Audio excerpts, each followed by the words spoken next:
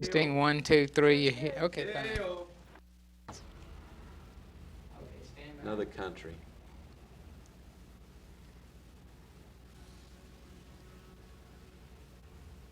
Jim, just as we were starting to do this interview, you said your wife is from Corpus Christi? Where you got Texas has got it bigger and better. That's something really that is generally built into the whole male psyche in Texas, and the females seem to follow right along with it and endorse it, and that kind of positive thinking is terrific. It's got a lot done in that in a very flat, plain kind of land. Look what's been made out of it, you know. And I was talking to somebody this morning about somebody from Dallas, as a matter of fact, and I said to him, I always wondered what happened to Jet Rink. Remember from Giant? And I would love to make that picture about downtown Dallas and whatever happened to that guy that was drilling the well himself and then now he's on the 50th floor of the building downtown. And you'd like to be that guy? Well, I'd like to. Why not? I'd like to examine that in a motion picture. Yeah, yeah. Maybe I will one day. Jim, let's talk about Capricorn 1, because as I was viewing that film, I sat there and I thought, boy, there's no way this is going to have the NASA seal of approval. Then, later on, I was reading that actually NASA did cooperate with the film. Right. You know, you can't look at our bureau, our department.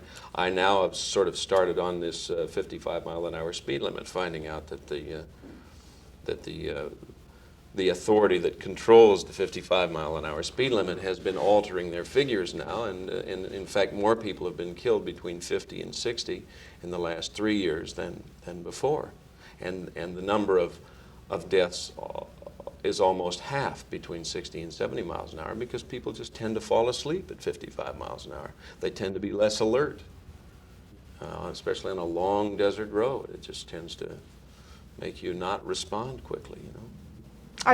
We have used less than 1%. We have had less than 1% of a savings in fuel, which was the other reason to start it. So are you advocating, Jim, then that we go back to the 70 or 65 limits? Is that Yeah, and I'm advocating that we look, we re-examine this. I mean, here we have a Transportation Highway Safety Board that's getting $150 million a year to keep us driving 55 miles an hour, when in essence it may be a thing like what this picture is about, you know? Are those guys really using 150 miles an hour, or are they trying to recoup their budget for next year by altering the figures a little?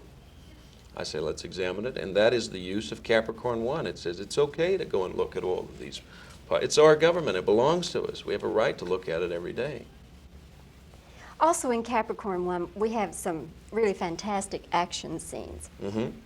There's the one with Elliot Gould going into the drink. You have some fantastic scenes, flying scenes near the end of the picture when you're. Do I give too much away if I say you're hanging on by your fingernails? I don't think you can give enough away of this picture. I think you can see it 2 or 3 times, kind of, don't you? Yes. Well, I would think there would be some motivation, yes, Yeah. to want to see it again. But in these flying scenes, what actually did you have to go through to get those executed? Well, as far as hanging onto the wing, I mean, I wasn't hanging onto the wing of the biplane at that. No, but there was some actual flying going on. Yeah, but are you saying that, no, was I involved with it? I came through the window, I did a stunt, and I grab onto the wing of the plane. We taxied. That's where we cut the camera. We put a stuntman on the wing of the plane, and he hangs on during the flying, you know. And I can't say I didn't want to do it because I'm a pilot, and it really didn't bother me that much as long as you're strapped. You have a waist strap and you're bolted on, but they wouldn't let me because it seemed like kind of a simple stunt. I am not one to go out and try and do stunts that I don't belong in because I've been hurt before and I know I'll be hurt again, and you can't really take the responsibility of interrupting a film, you know, when it's costing them $50,000 a day for all those people that would be assembled there. What about the snake scene? Well, the snake was, listen, I love Japanese food, and the snake was nothing more than sushi. We had catfish marinated with a little bit of honey and ketchup mixed up, and it looked just like I ate the snake. But it was a real rattlesnake, the basis of it, but inside was was good old southern catfish. No hush puppies, but But it didn't bother you having to do a scene with the snake there rattling away and so forth? nah, I was, you know, I mean, you sort of, well, I don't know if you're a city girl, but I grew up kind of out in the country, and I'm used to snakes and being around animals and things like that. So it wasn't like I was really sitting in the pen with the rattlesnake, or that scene where I was in the cave with the rattlesnake. The way that is done is with a telephoto lens. The snake is 5 feet away, and I'm over here, and the camera's on the other side, and it's all squoze together, and it looks like we're right next to each other. 5 feet isn't enough for me, Jim. I'll tell you. 5 blocks, maybe. Those snakes get very lazy when they're carted out on an expressway for an hour and a half out there, and there's the guy with his hook, and then he gets the snake. It's hard to get him to do anything, really. But he could be mad about that whole thing. He was mad when they pulled out onto the freeway, but he had an hour and a half to rattle, and by the time they always get to the set, it's hard. It really, especially if it's a hot day, it's hard to get them to work. They're a very fragile little creature. Jim, it's been a long time now since you were doing Marcus Welby, but do people still want to identify you with that? They say, oh yeah, Marcus. Not as much anymore. You know, time to time I get somebody who's sort of a, you know, you find they're sort of stay-at-home television watchers, and but I don't know, not so much anymore. I think times have changed a lot. We've grown up a little, and I think that whole show was very idealized. I mean, there's nobody that has one patient a week, and there's nobody really that is that closely attentive anymore.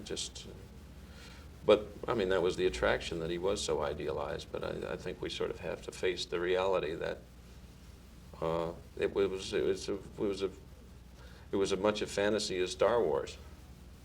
Is it an embarrassment to you now that you No, did that? no, because that was that time. That was all for that time. It was all really very useful, you know. But gosh, when I think I started that 9 years ago. It's really hard to believe, you know. And all the little 12-year-old girls that were running up for autographs are now 21, huh? And they're still running up for autographs. Well, it's just amazing that all those cute little girls grew up. You're wearing a beard. It's the first time I've seen you with a beard, although I did see you on Merv Griffin's show with the beard. Is this for a role coming up? Yeah, this is for a book, or a book called Night of the Juggler, and I started in 3 weeks in New York City, and it's about the kidnapping of a man's daughter and just how far he would go to recapture her.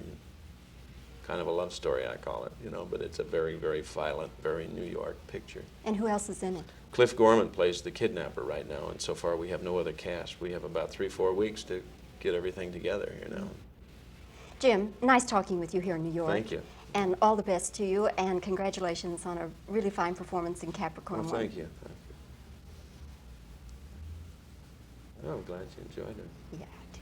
Yeah. I didn't mean that you can go back and look at it for that. I actually meant kids, you know, Yeah. can go back and see that picture again. Do you know any of the because the ending astronauts?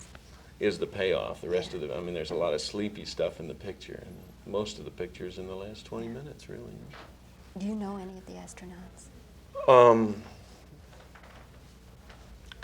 Pete Conrad. Yeah. I spent a weekend driving. He's a race car driver, and so am I.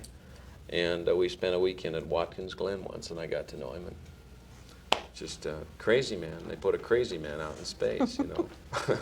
Well, I know Jim Irwin real well, and I think that, and I know Gene Cernan and Dave Scott, kind of, but not as well.